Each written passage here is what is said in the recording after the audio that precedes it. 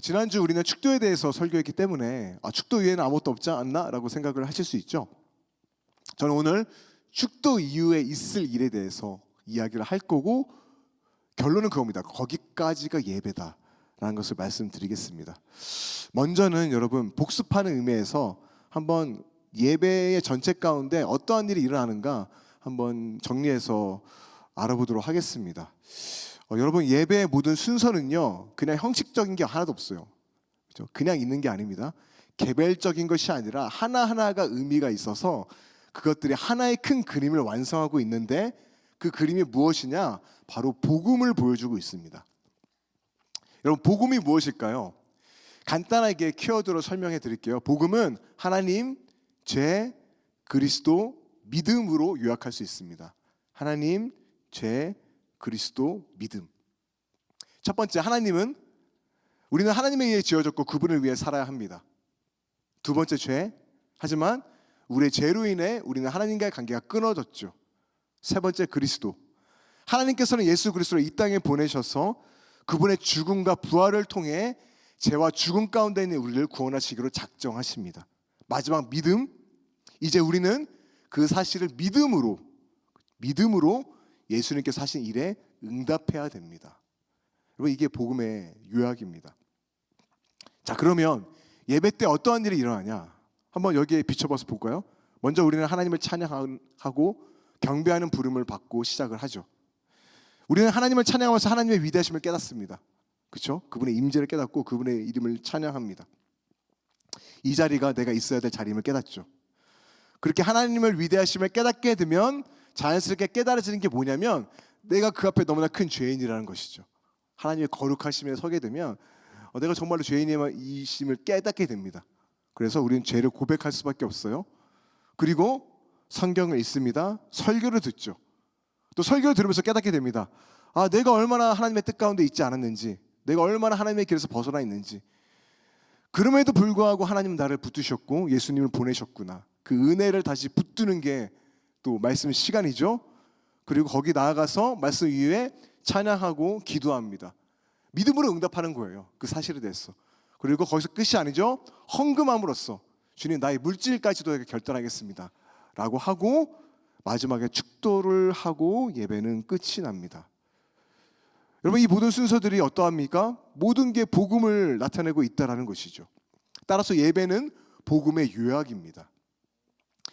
그래서 여러분 예배를 드릴 때 어떠한 일이 일어나냐면 되게 중요해요. 여러분이 의식하든 의식하지 않든 모든 순서들을 통해 하나님 역사하신다. 어떻게? 복음의 방식으로 우리를 그렇게 만들어져 가시는 겁니다. 우리 그렇게 만들어 가요. 그래서 여러분 예배가 공연이 아닌 이유가 여기에 있는 겁니다. 여러분 예배는 엔터테인먼트가 아니에요. 공연을 참석하는 사람들은 구경꾼에 불과하지만 예배자들은 참석자이죠. 복음을 경험하는 자들이고 함께 나아가게 됩니다. 복음으로 만들어져 가는 거예요. 그래서 여러분 예배의 모든 순서는 너무나 귀하고 중요하다라는 것입니다. 그런데 여러분 그런 사람이 있는 것 같아요.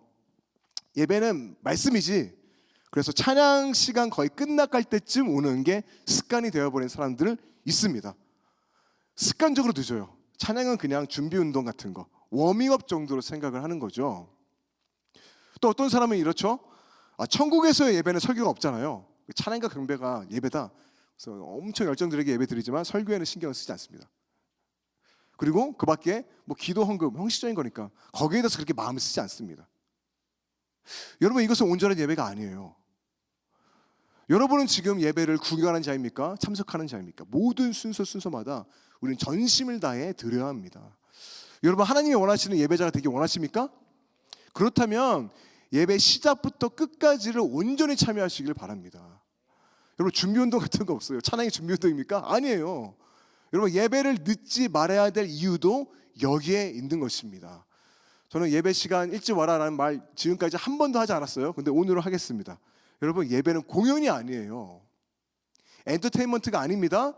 예배는 복음의 요약이고 예배를 드리는 방식을 통해서 우리의 영혼은 복음으로 변화된다는 것이죠. 그래서 여러분 예배 시간 꼭 지키시고 처음부터 끝까지 온전히 참여하시는 온전한 예배자가 되기를 축복합니다. 자, 그렇다면 본론으로 들어가겠습니다. 자, 축도 이후에는 과연 이제 무슨 일이 일어나는 걸까? 여러분, 엄밀히 말해서 축도가 끝이 아니에요. 예배의 요소에 한 가지가 더 있습니다. 그게 뭐냐면 바로 세상으로의 파송입니다. 축도 후에 여러분 저 문으로 나가시잖아요. 그것은 무엇을 의미하냐? 세상으로 나아가는 겁니다. 예배 때 받은 은혜들을 가지고 세상에 나아가 그들을 섬기는 거예요. 여러분, 이것을 무엇이라고 말합니까? 미션이라고 합니다. 교회의 사명, 선교라고도 하죠. 여러분, 사명이라는 단어는 라틴어로 향기를 뜻하는 단어인데 이런 거예요. 예배를 통해 받은 은혜, 그 복음의 향기를 세상으로 가져가는 겁니다. 이게 사명이죠. 그래서 예배의 마지막은 항상 선교가 돼야 됩니다. 이런 의미에서 여러분들 모두는 선교사예요. 세상으로 나아가는 선교사입니다. 그래서 저는 오늘 몇 가지 주제로 선교에 대해서 살펴볼 거예요.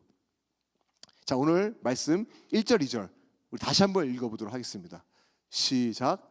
하나님은 우리에게 은혜를 베푸사 복을 주시고 그의 얼굴빛을 우리에게 비추사 주의 도를 땅 위에 주의 구원을 모든 나라에게. 자, 익숙한 말씀이 나오죠. 민수기 말씀 지난주 아론의 축복, 제사장의 축복에 대해서 우리가 살펴봤는데 그 얼굴빛을 비추사 반복돼서 나옵니다. 하나님은 우리에게 은혜를 베푸시고 그 얼굴빛을 비추셔서 그 축복이 우리 삶 가운데 임하게 됩니다. 자, 근데 보세요. 이 축복이 가만히 있지 않습니다. 2절로 가면서 확장되는데 개인적인 복을 넘어 어디에까지 나아갑니다? 그러니까 모든 민족까지, 나라까지 갑니다.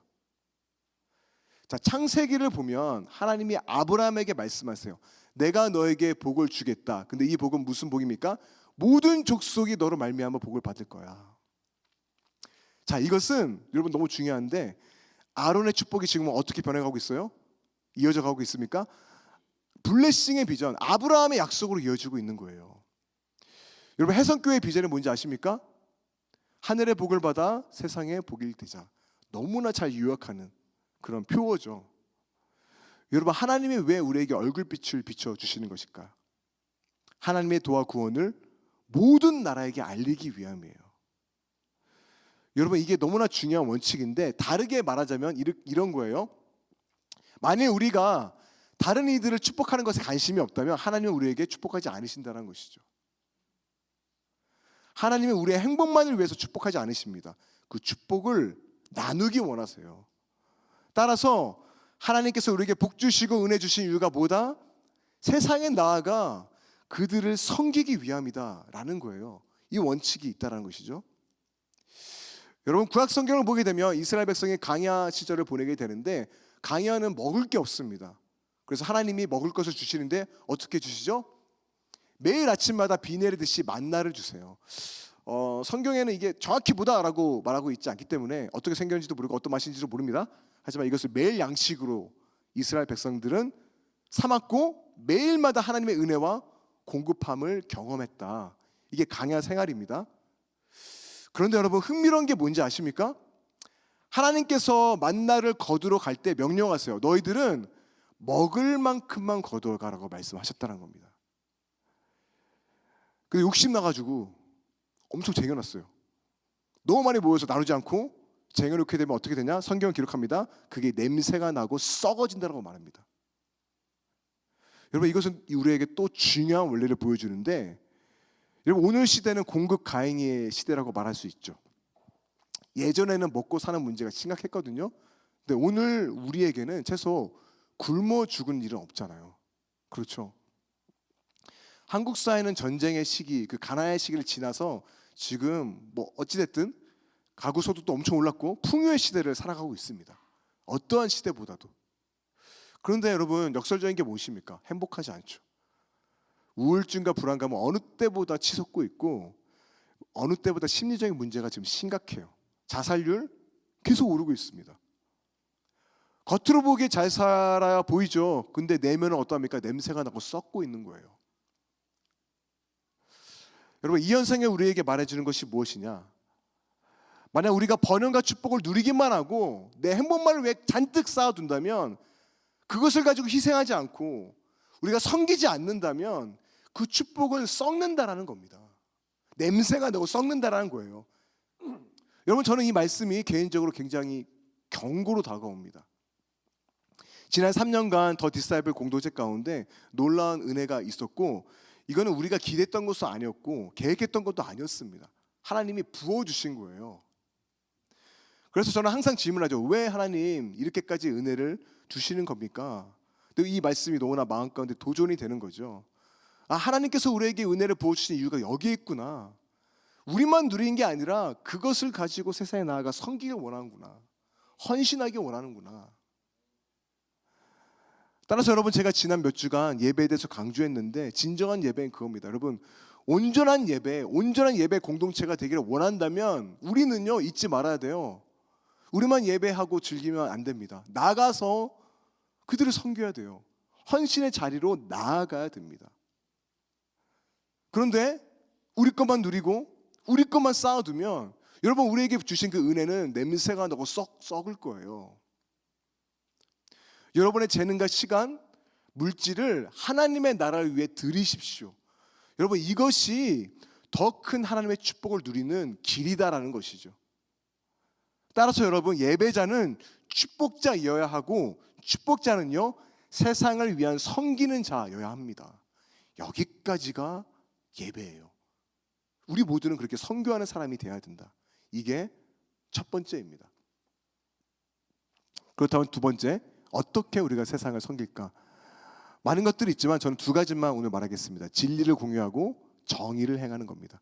다시 한번, 진리를 공유하고 정의를 행하는 것. 첫 번째, 우리가 해야 될 사명이 무엇입니까? 복음을 전하는 것, 진리를 공유하는 겁니다. 자, 오늘 시편 기자가 말하죠. 주의 도를 세상의 도가 뭐냐면 길입니다. 하나님의 진리, 다시 말해 복음을 전하라는 겁니다.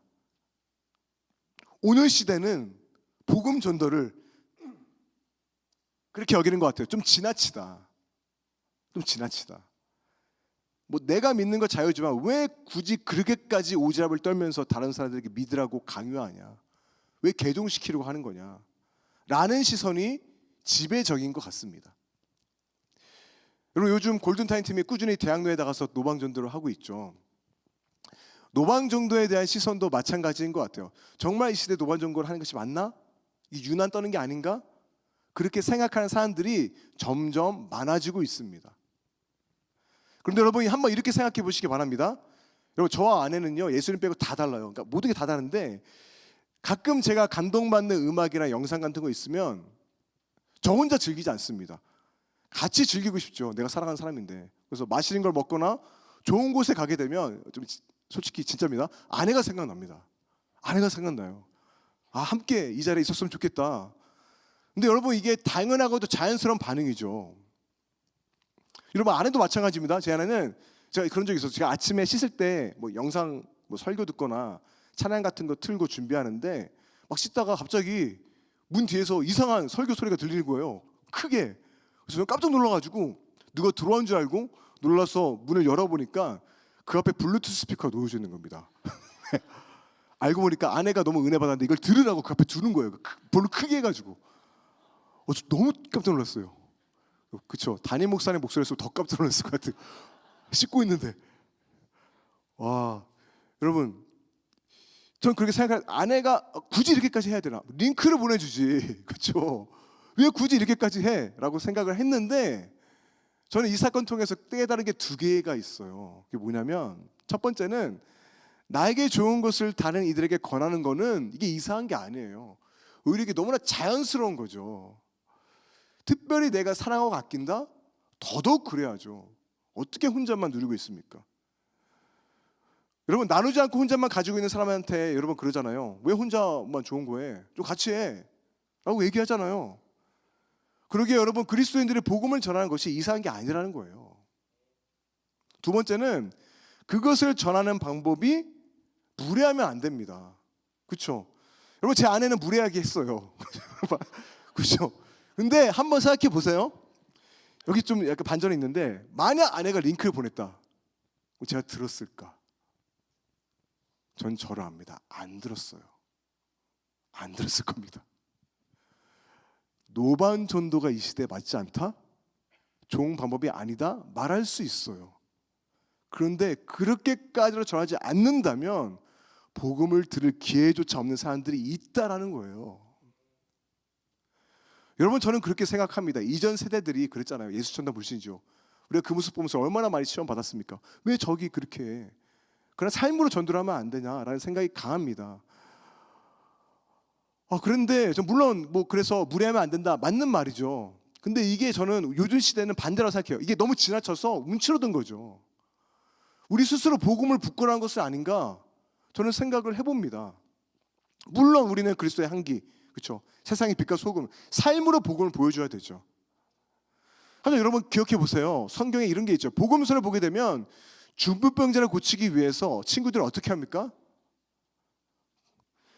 그들이 메어가지고 지붕을 뜯고 막 구멍 떨어지고 머리 떨어지는데 거의 그렇게까지 해서 예수님으로 데려가요, 친구를. 얼마나 무례해 보입니까? 근데 여러분, 이 행동은요, 생명을 구하는 행동이었다라는 거예요. 그렇죠, 여러분. 우리에게는 생명을 구원하는 복음이 있는데 우리가 너무 세상의 눈치를 보고 있다, 그런 생각을 하게 됩니다. 여러분, 복음을 부끄러워하지 마시기 바랍니다. 이 복음은 어떤 복음입니까? 생명을 살리는 복음이에요. 여러분, 그 복음을 가지고 세상에 나아가 전하는 저와 여러분들 되시기를 바랍니다. 두 번째 우리가 세상을 섬기는 방법, 정의를 행하는 겁니다. 우리 4절, 67편 4절 함께 읽겠습니다. 시작. 온 백성은 기쁘고 즐겁게 노래할지니 주는 민족들을 공평히 심판하시며 땅 위의 나라들을 다스리실 것임이니이다. 자, 백성들이 지금 기쁘고 즐거워한다라고 말하고 있죠. 왜 그럴까? 뭐냐면 하나님이 민족들을 공평히 심판하신다, 그 나라들을 다스린다라는 거예요. 그래서 기쁜 겁니다. 여러분, 신이 전능한 신인데 자기만 알고 감정에 따라 막 그렇게 행동하는 신이다. 여러분, 그것은 엄청난 공포입니다. 기뻐할 수 없습니다. 그런데 여러분, 시편 기자는 말하죠. 그 하나님이 공평히 심판하신다, 정의의 하나님이다, 가난한 자들의 억울함을 신원하는 그런 하나님이다, 그 사실을 알기 때문에 기뻐할 수 있다라는 거예요. 여러분, 성경에서 우상숭배 다음으로 많이 등장하는 주제가 무엇인지 아십니까? 바로 정의를 행하는 겁니다. 여러분, 구약성경, 신약성경을 보세요. 수많은 구절들이 가난하고 병들고 소외된 자들을 위해서 너희들은 이렇게 해야 된다라는 것들이 가득가득 차 있습니다. 성경 끊임없이 이야기해요. 정의에 대해서 강조한다라는 것이죠. 여러분, 우리 하나님은 어떠한 분이십니까? 우리 하나님은요, 가난한 자들과 소외된 자들을 돌보시는 하나님이에요. 긍휼을 가지고 있는 분입니다. 그렇기 때문에 그분을 믿는 교회 공동체도 어때야 됩니까? 그분을 닮아야죠. 우리도 긍휼을 나가서 그들을 섬겨야죠. 여러분, 아모스 말씀을 보시면 제가 일일이 읽지는 않겠지만 이러한 말씀이 있어요. 너희가 가난한 자, 궁핍한 자 무시하면서 어떻게 너희가 나에게 노래 부를 수 있느냐? 너희들이 부르는 찬양 내가 귀를 막고 듣지 않을 거야. 듣기 싫다라는 거예요. 위선적인 모습. 하나님께서는 공의를 외면한 예배가 심지어 역겹다라고까지 말을 해요. 여러분, 하나님은 우리의 찬양을 기뻐하십니다. 또 우리의 예배를 기뻐하세요. 근데 그 안에 우리의 찬양과 예배에 긍휼과 사랑과 정의가 없다면 여러분, 우리의 예배는 심각하게 잘못되어 가고 있는 겁니다. 우리 안에 음악도 있고 찬양도 있고 말씀도 있고 축복도 있어요. 근데 어떠한 헌신도 없다면, 어떠한 섬김도 없다면, 복음 전도도 없다면 여러분, 우리는 우리 자신에게 물어봐야 됩니다. 나는 정말 예배 이후에 그런 삶을 사는가? 삶의 예배 이야기하지만 거기까지가 다 전체 예배죠. 여러분, 만약 이러한 헌신이 없다면 우리의 예배는요, 방종으로 흐르고 말 겁니다. 이건 성경이 우리에게 말하는 경고죠. 방종으로 흐르게 됩니다. 테레사 수녀가 인터뷰를 받았는데 그 기자가 이렇게 물었다고 해요. 왜 이런 일을 하십니까? 왜 가난한 자를 돌봅니까? 왜 궁핍한 자들을 위해서 인생을 왜 낭비하는 겁니까? 그러자 아마 테레사 수녀는 많은 말을 할 수 있었겠지만 가장 성경적인 짧은 대답을 했습니다. 우리는 예수님을 위합니다. 예수님을 위합니다. 여러분, 혹시 이 말 들으면서 나는 사랑이 없는데, 긍휼이 없는 사람인데 라는 생각하시는 분 계십니까? 걱정하지 마세요. 여러분, 다른 게 아니라, 우리가 노력하는 게 아니라 이 예배의 자리에서 예수님을 찬양하고 전심으로 예배하면 그들을 향한 긍휼이 생긴다라는 것이죠. 여러분, 예수님을 올바르고 사랑하고 예배할 때에 우리는 세상으로 나아가 정의를 행하게 되는 것입니다. 이게 성경이 우리에게 말해주는 거예요. 따라서 축도가 끝나면 우리는 세상으로 나아가 진리를 공유하고 정의를 행함으로 세상을 섬기는 것이다 라는 것입니다. 이것이 우리의 사명이죠. 여기까지가 예배라는 거예요. 여러분, 여기까지를 꼭 포함하는 더 디사이플 공동체가 되기를 원합니다. 섬김의 자리로 가세요. 헌신의 자리로 가세요. 은혜만 받고 나만 누리지 마세요. 썩고 냄새가 날 것입니다. 자, 그렇다면 마지막입니다. 아까 황은혜 간사가 우리 마음에 대해서, 마음을 지키라라고 했는데 동기에 대해서 살펴보겠습니다. 그렇다면 어떠한 마음으로 세상을 섬겨하는가? 자, 성경을 연구하는 대부분의 주석가들은 동일하게 말합니다. 시편 67편의 핵심은 기쁨이다 말합니다. 기쁨. 자, 시편 67편 4절입니다. 온 백성은 기쁘고 즐겁게 노래할지니. 5절, 아까 한 거 읽었죠? 하나님이여 민족들이 주를 찬송하게 하시며 모두 민족으로 주를 찬송하게 하소서. 여러분, 민족들이 기뻐하고 노래하는 것, 이것이 바로 핵심입니다. 세상을 섬기는 이 사명은 찬양으로 이루어진다, 져야 된다라는 겁니다. 여러분, 사명은 노래가 돼야 됩니다. 어떤 의무나 우리의 노력과 우리의 의가 되면 안 돼요. 여러분, 사명의 핵심은 기쁨이에요. 우리 마음에 기쁨이 있어야 됩니다. 다시 말해 시편 기자는 우리의 섬김이 노래가 되어야 된다라고 지금 말하고 있는 거예요. 의무감으로하지 말아라. 감사하는 마음, 기뻐하는 마음이 너의 동기가 되어야 된다라고 시편 기자는 지금 노래하고 있는 겁니다. 여러분, 이거는 아무리 강조해도 너무너무 중요해요. 너무 중요합니다. 누가복음 10장 보게 되면 여러분, 예수님께서는 70명의 선교사죠. 70명을 불러가지고 각 동네로 보내세요. 그리고 어떻게 명하냐면 복음을 전해라, 가난한 자들에 가라, 병자를 궁휼히 여겨 고쳐라 라고 말씀하십니다. 그래서 그 70명의 선교사를 세상에 파송해요. 자, 그러자 그 사람들이 사역을 하고 나서 돌아와서 예수님께 이렇게 말합니다. 누가복음 10장 17절 말씀인데 우리 함께 읽겠습니다. 시작. 70인이 기뻐하며 돌아와 이르되 주여 주의 이름이면 귀신들도 우리에게 한복하더이다. 자, 보세요. 이 말씀. 여러분, 이들이 기뻐한 이유가 지금 어디에 있습니까? 예수님 보세요. 귀신들이 우리 앞에 한복했어요. 우리는 배고픈 자들을 먹였어요. 병든 자들을 고쳤어요. 복음을 전하고 정의를 행했어요. 사람들이 지금 변하고 있고 역사가 일어나고 있습니다. 열매가 넘치고 있어요. 이런 거죠. 예수님 노반 전도를 했는데 사람들이 지금 복음을 위해 변화되고 있어요. 예수님, 우리 목장에 지금 목원들이 변하고 있어요. 기적 같은 기도 응답이 일어나고 있어요. 예수님, 더 디사이플 공동체에 계속해서 새로운 사람들이 오네요. 복음을 듣고 구원받는 역사가 일어나네요. 그렇게 말하는 겁니다. 근데 예수님이 이렇게 말씀하세요. 10장 20절. 귀신들이 너에게 한복하는 것으로 기뻐하지 마. 너희들이 지금 너의 성과 업적을 가지고 기뻐하느냐? 아니야. 그것으로 기뻐하지 마. 무엇으로 기뻐하느냐? 20절 하반절이죠. 함께 읽겠습니다. 시작. 너희 이름이 하늘에 기록된 것으로 기뻐하라. 아멘. 여러분, 이 시대 때에는 인쇄술이 없는 시대였죠. 그래서 자신의 이름이 어디에 기록된다는 것은 엄청난 영이었습니다. 특권이죠. 아무나 기록되지 않았습니다. 지위가 높은 사람, 특별한 사람일 경우에만 귀족들만, 왕족들만 가능했겠죠. 따라서 이 시대 때 가장 큰 기쁨과 영광이 무엇이냐? 자신의 이름이 어딘가에 기록되는 겁니다.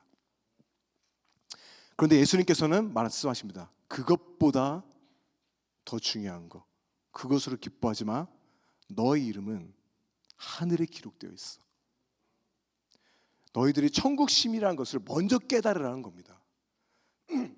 너희 이름이 비록 어떤 특별한 것을 기념하는 그런 기념비에 새겨져 있지 않더라도, 특별한 사람들만 초대받는 어떤 특별한 리스트에 없더라도, 사람들이 너를 기억하지 모를지라도 너 지금 명심해. 너는 지금 역사상 가장 위대한 하늘 잔치에 초대된 초대장에 너의 이름이 있어. 생명책에 너의 이름이 기록되어 있어. 너는 천국 백성이고 천국 시민이야. 그것으로 기뻐해. 세상의 성과, 세상의 성적, 너의 업적을 드러내지 말고 기뻐하지 말고 구원을 기뻐해. 여러분, 교회에서의 일도 마찬가지입니다. 너가 만약 교회에서 이룬 일들, 헌신, 업적, 사역의 열매를 생각하며 스스로를 기뻐한다면 그것은 재앙이 될 거야. 그것으로 기뻐하지 말고 구원받은 백성이라는 것에 기뻐해. 여러분은 지금 무엇으로 기뻐하고 있습니까? 우리는 지금 무엇으로 기뻐하고 있나요? 여러분, 제가 2014년에 겨울에 해성교회를 부임했는데 이제 곧 10년째가 됩니다. 제가 처음 이제 그 다음에 교회 설립주일에 와가지고 저는 처음에 청년사역 안 하고 디자인 영상만 했어요. 그래서 만든 포스터가 이겁니다. 나는 교회입니다라는 포스터예요. 여러분, 10년 전 디자인인데 지금도 세련되지 않았나요? 네, 그렇습니다. 예, 사람들의 이름을 다 넣습니다. 그리고 교회 본관이죠. 지금 예전 본관 그 실루엣을 따가지고 우리가 교회다라는 것을 의미해서 제가 디자인을 한 겁니다. 근데 여러분, 제가 이거 디자인하고 얼마나 욕을 먹었는지 모릅니다.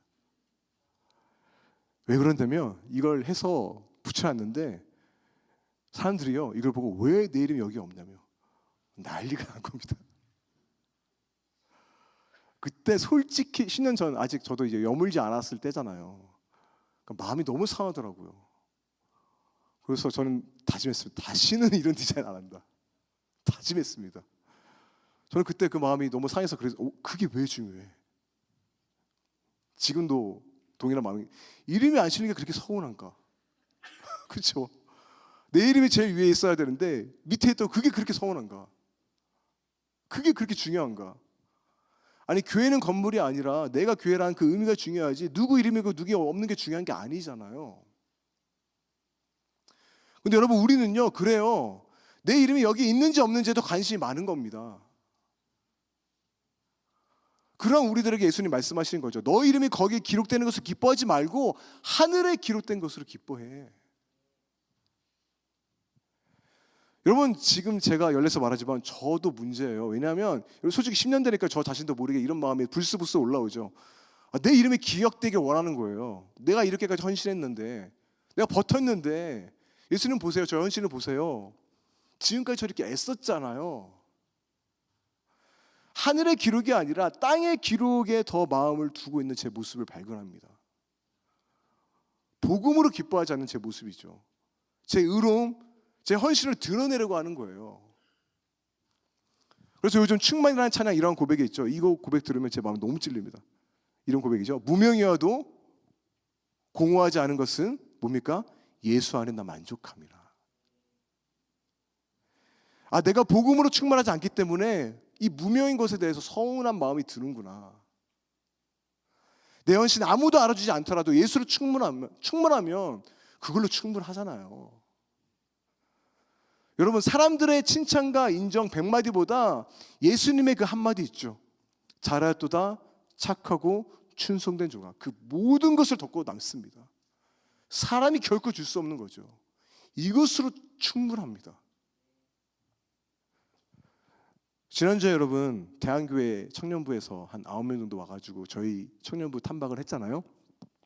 예배 이후에 질문들을 거의 2시간 동안 받았어요. 이것저것 이야기를 했는데 그 친구들이 이런 얘기를 하더라고요. 왜 임원이 없냐? 임원이 없으면 어떻게 일을 하냐? 여러분, 제가 왜 임원을 세우지 않는지 아십니까? 여러 가지 이유가 있는데 가장 큰 이유는 이거예요. 임원들의 헌신 너무 귀해요. 근데 제가 보니까 임원이라는 자리가요, 구원의 기쁨보다 내 헌신이 기록되길 원하게끔 만들더라고요. 누구보다 애쓰잖아요. 그래서 구원의 기쁨보다는 내 헌신을 좀 알아주기 원하죠. 그러다 보니까 지치죠. 기쁘지 않죠. 의무만 있는 거죠. 그리고 내가 이렇게까지 헌신했는데 공동체원들이 따라주지 않아. 더 서운한 겁니다. 미운 겁니다. 여러분, 제가 그래서 임원을 두지 않는 이유 중에 큰 이유가 여기에 있는 겁니다. 시스템적으로 이거는 그냥 두지 않는 게 낫겠다. 또 얼마 전에 동료 사역자가 전화가 와서 이번에 내가 청년부를 맡게 됐는데 뭐 이런저런 얘기를 하더라고요. 그러면서 목자들의 관리에 대한 이야기를 했어요. 그래서 그분이 이렇게 말하는 겁니다. 목자들만 누릴 수 있는 특권을 줘서 그 자리에 대한 자부심을 줘야 되지 않냐, 뭐 그런 얘기를 하더라고요. 그래서 저는 그렇게 얘기했습니다. 너 그거 먼저 없애. 그거 먼저 없애야 돼. 너 그거 안 하면 애들 다 병들어. 전혀 복음적이지 않아. 똑같이 용서받은 죄인들인데 무슨 자부심이냐. 헌신의 자리는 예배가 넘쳐나는 자리고 감사가 넘쳐나는 자리고 은혜가 넘쳐나는 자리인데 왜 그것으로 이름을 내려고 하느냐. 그건 복음적이지 않아. 여러분 그렇습니다. 헌신의 자리, 사명의 자리는 기쁨의 찬양이 울려 퍼지는 노래의 자리여야 합니다. 만약 그 자리에 노래와 춤이 아닌 나의 의로움과 어떤 노력만 있다면 여러분 그 자리는 재앙의 자리가 될 수 있다는 겁니다. 기억하세요. 그러게 여러분 제가 묻겠습니다. 여러분은 왜 교회에 헌신하십니까? 왜 사역의 자리에서 헌신하고 계십니까? 왜 교사의 자리에서, 왜 목자의 자리에서, 찬양팀에서, 사역팀으로 지금 헌신하고 계십니까? 여러분 우리는 왜 헌신합니까? 예수님을 사랑하기 때문이잖아요. 이것으로 충분하지 않습니까? 그분의 은혜 때문에 감사해서 헌신하는 거잖아요. 여러분 우리는 그분의 사랑 때문에 헌신하는 공동체이기를 바랍니다. 구원의 기쁨 때문에 헌신하는 더 디사이플 공동체가 되기를 바랍니다.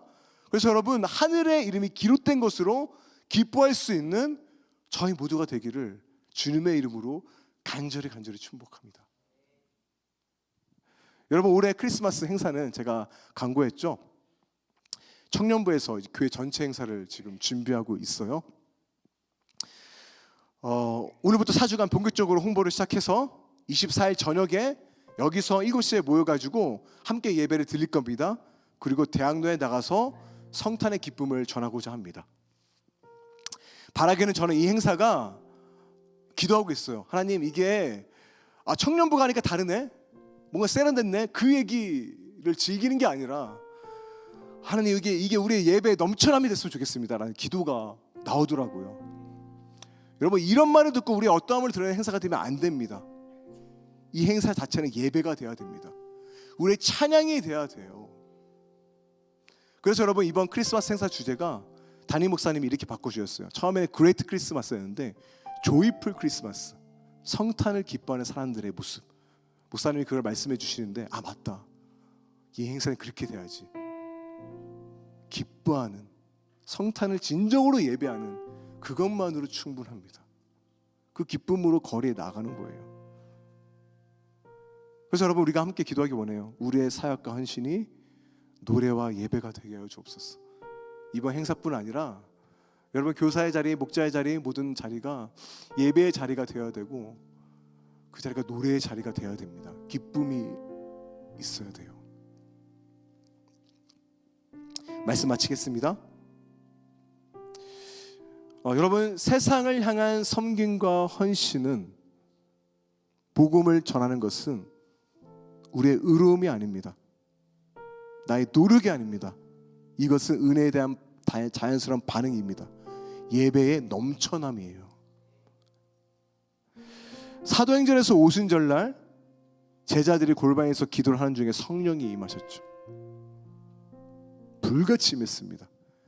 그때 제자들이 가장 먼저 보인 첫 반응이 무엇인지 아십니까? 그 반응은 예배였습니다. 주님을 찬양하는 것이었습니다. 성령이 임했을 때 그들은 예배했어요. 그리고 그 이후에 어떻게 했습니까? 길거리로 나갑니다. 그리고 복음을 선포하죠. 복음을 외칩니다. 전하지 않고는 견딜 수 없거든요. 이 기쁨에 대해서. 여러분 성령이 하시는 일은, 예배 가운데 성령이 하시는 일은 예수 그리스도를 드러내는 겁니다.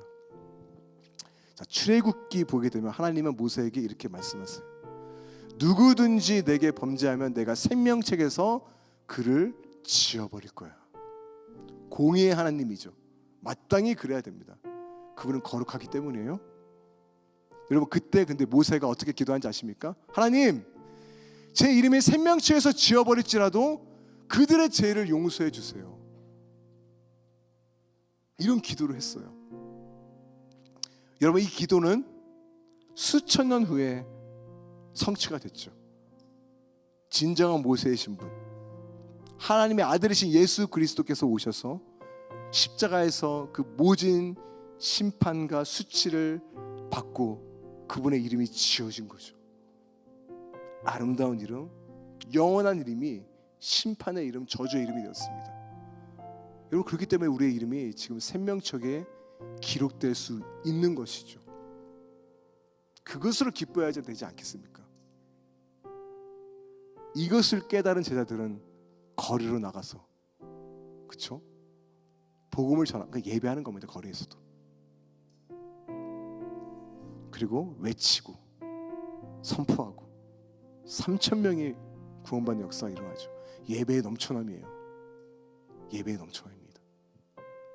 더 디사이블 공동체 여러분, 우리 안에 이 은혜가 넘쳐날 때에 이 일들이 일어날 줄로 믿습니다. 보고 싶지 않나요? 이 일들을 함께 꿈꾸고 함께 기도했으면 좋겠습니다. 하나님, 우리의 사역이, 우리의 헌신이, 우리의 전도가 노래가 되게 해주십시오. 기쁨이 되게 해주십시오. 찬양이 되고 예배의 넘쳐남이 되게 하여 주옵소서. 우리 시간 말씀 기억하면서 우리 먼저 이 시간 기도하면서 나아가도록 하겠습니다.